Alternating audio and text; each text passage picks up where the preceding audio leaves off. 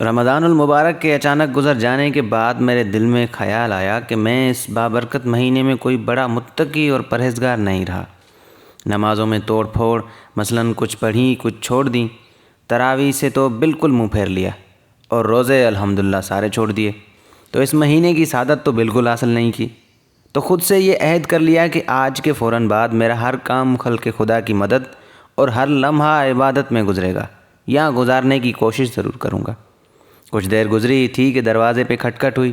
اچانک سے یوں محسوس ہوا جیسے موت کا فرشتہ آن دھمکا ہو کہ ابھی سے نیک کاموں کا ارادہ کیا اور ابھی سے اٹھا لیے جاؤ۔ مگر اس کھٹکھٹ کے فوراً بعد ایک بلند و بالا آواز بھی آئی، اللہ کے نام پہ دے دو بابا۔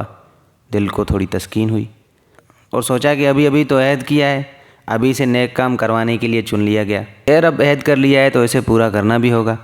میں نے اپنی جیبیں ٹٹولیں تو ان میں مجھے کوئی سکہ نہ ملا، البتہ ایک 100 کا نوٹ برآمد ہوا۔ سرخ نوٹ کو دیکھ کر میرے دل میں چھپے ہوئے شیطان نے آواز لگائی کہ اتنا بڑا نوٹ دینا فقیر کو مناسب نہیں ہوگا، مگر ابھی عہد کیا ہے تو اسے توڑنا بھی مناسب نہیں ہوگا۔ تو میں جلدی دروازہ کھولا اور فقیر سے پہلا سوال کیا، فقیر کیا 100 کے نوٹ کا کھلا ہے؟ فقیر نے بنا کوئی جواب دیے ہوئے میرے ہاتھ سے 100 کا نوٹ چھین لیا اور صدا لگائی، اللہ تمہیں بہت دے گا بیٹا، یہ 100 کا نوٹ مجھے دے دے۔ 100 کے نوٹ کے یکدم جانے سے میرے جسم کا ایک ایک بال جل گیا، مگر کیا ہوا وعدہ بھی جلدی یاد آ گیا، اور اس سرخ نوٹ کے جانے کا غم کچھ دنوں تک رہنے کے لیے چھوڑ دیا۔ ساری نمازیں اپنے وقت پر مسجد میں ادا کیں اور بالخصوص عشاء کی نماز بھی پڑھی، مگر عشاء کی نماز چونکہ تھوڑی لمبی ہوتی ہے اس لیے وہاں تھوڑی ہیرا پھیری کی۔ فرض نماز ادا کی اور دل میں اس کو اس لیے جائز سمجھا کہ ابھی میرا عہد تھوڑا کچا ہے اور نیا ہے، آہستہ آہستہ عبادات کا سلسلہ رہے تو اچھا ہے۔ اگلے دن اشیاء خورد و نوش لینے کے لیے میں نے اپنی پھٹ پھٹی نکالی۔ کچھ ہی فاصلہ طے کیا ہوگا کہ سامنے ایک ادھیڑ عمر شخص مجھے ہاتھ سے روکنے کا اشارہ کر رہا تھا۔ میں نے اپنے اعصاب قابو میں لیے، کلچ کو زور سے کھینچا، بریک پہ ایک بھاری لاد رکھا اور بائک اس کے قریب جا کر رک گئی۔ بوڑھے شخص نے عرض کیا کہ مجھے آگے تک چھوڑ دو گے؟ میں نے اس ادھیڑ عمر شخص کا رخ انور دیکھا، چہرے پہ سفید داڑھی، بڑی اور گھنی مونچھیں، یوں لگتا تھا جیسے ان کو ڈی اے پی کھاد دیتا ہو، اور کپڑے بالکل میلے کچیلے۔ ویسے تو مجھے اکیلے جانے میں بہت مزہ آتا تھا، گنگناتا ہوا یا کچھ سوچتا ہوا جاتا تھا۔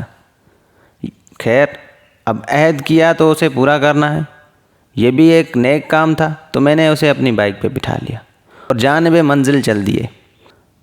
مشکل سے کوئی ½ کلومیٹر چلے ہوں گے کہ بوڑھے شخص نے مجھے روکنے کو کہا۔ میں وہیں رک گیا۔ مجھے ایک حیرانی ہوئی کہ یہ بوڑھا شخص یہاں کیوں اتر رہا ہے، جہاں صرف سنسان سڑک، بلکہ یہ تو سونی سلگتی ہوئی سنسان سی سڑک تھی جہاں کوئی آبادی نہیں، حتیٰ کہ 1 کلومیٹر تک کوئی آبادی نہیں۔ خیر بوڑھا جانے اس کی قسمت، میں نے اپنا فرض ادا کر لیا اور ایک نیکی اور کما لی۔ میں تھوڑی ہی دیر میں پرچون کی دکان پر پہنچا۔ مجھے اشیاء خورد و نوش لینی تھی، لیکن آرڈر دینے سے پہلے میں نے اپنی جیب میں ہاتھ ڈالا، یہ محسوس کر کے حیرانی ہوئی کہ جیب بالکل خالی تھی۔ جلد ہی دوسری جیب بھی ٹٹول لی، مگر حالات ویسے ہی تھے، دونوں جیبیں خالی تھیں۔ پریشانی اور غم سے چہرہ زرد پڑ گیا، کچھ سمجھ میں نہ آیا کیا کروں۔ دکان سے اتر کر پھر سے جیبوں کی تلاشی لی، مگر حالات وہی تھے۔ اپنی بائک پہ واپس گیا اور سوچنے لگا کہ میں تو گھر سے 5000 اور ایک مہنگا فون جو کہ میں نے بڑی مشقتوں اور محنتوں سے لیا تھا وہ لے کر نکلا تھا، کہاں گئے سب؟ خیر میں نے بائک اسٹارٹ کری اور تھوڑی دور ہی چلا تھا کہ مجھے وہ ادھیڑ عمر شخص یاد آ گیا اور سمجھ گیا کہ یہ اس ادھیڑ عمر شخص کا ہی شاخسانہ ہے۔ گھر جا کر میں کفِ افسوس ملتا رہا اور اپنے آپ کو کوستا رہا کہ کیوں میں نے اس ادھیڑ عمر شخص کو لفٹ دی جو کہ شکل سے ہی 2 نمبر لگ رہا تھا۔